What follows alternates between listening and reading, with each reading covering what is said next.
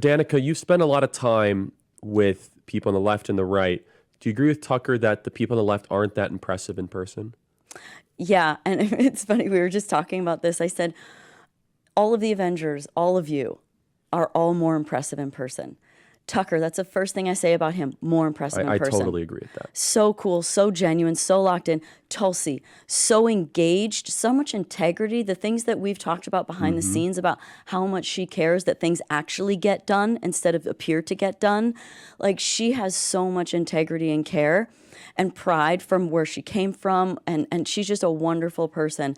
Bobby, I mean, the first time I really spent significant time with him was over New Year's, and I was skiing in Aspen, went to the top at the big, gondola area where you can have lunch. The Little Nell or whatever. Yeah. Yeah, we just sat up top in the regular public people. People would just walk up to him. He'd chit chat for a while. It was totally normal. And then he gave me a ski lesson on the way down. JD, before we started our town hall in North Carolina a few weeks ago, I didn't speak to him at all before, and I usually like to make sure that I ask a question that they would like versus another one, just out of respect. And I'm on their team. We didn't talk about any of that. He didn't come. We didn't talk before. It was only backstage, and it was him and Usha, and all we did was speak for about 10 or 15 minutes about kids and racing, and that's why at the end of the event, I sort of talked about the fact that he was baking with his family and things like that. Like, that's why I learned that, because we didn't talk about anything else. Yes. He didn't care what I asked him.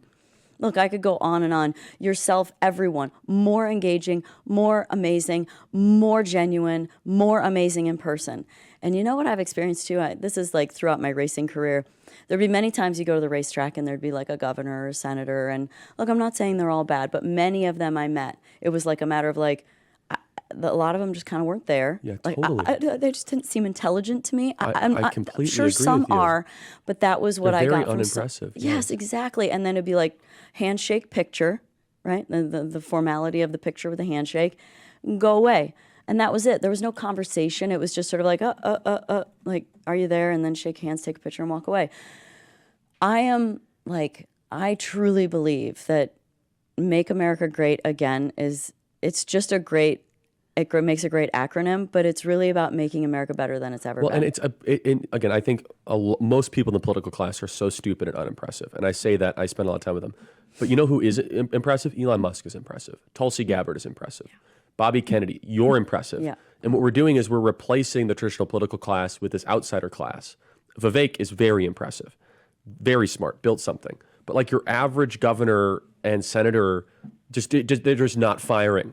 I'm sorry, there's not. I agree. And one of the sort of like default final arguments I make to people when we get in conversation about this or argument about this is I say to them, I'm like, okay, all of the most brilliant human beings from all walks of life, Jordan Peterson, psychology, philosophy, Elon Musk, he's a builder, Patrick Bet-David, businessman, Grant Cardone. Addition. Yes. I mean, you name it. Like, we're not even talking about the core Avengers group. We're just talking about other extremely brilliant people from other walks of life supporting Donald Trump. That's so Shouldn't true. you just look at that and go, am I missing something? I hope you guys, we're going to put this on all our socials. And I hope you guys isolate this and send this around. Danica made the best argument. How can you look at Patrick Bet-David, Elon Musk, Tulsi Gabbard, Bobby Kennedy, Vivek, Danica, and just look at that list and say, those are the people. Who's behind Kamala?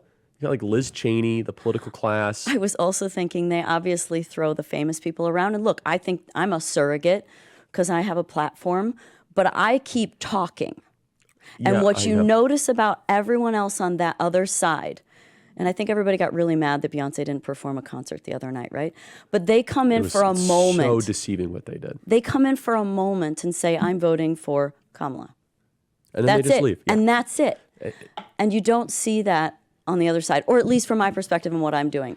I said what I was going to, I sort of took a stance, and I am pushing and working for it. And this is just the beginning of your journey. At the end, remember that.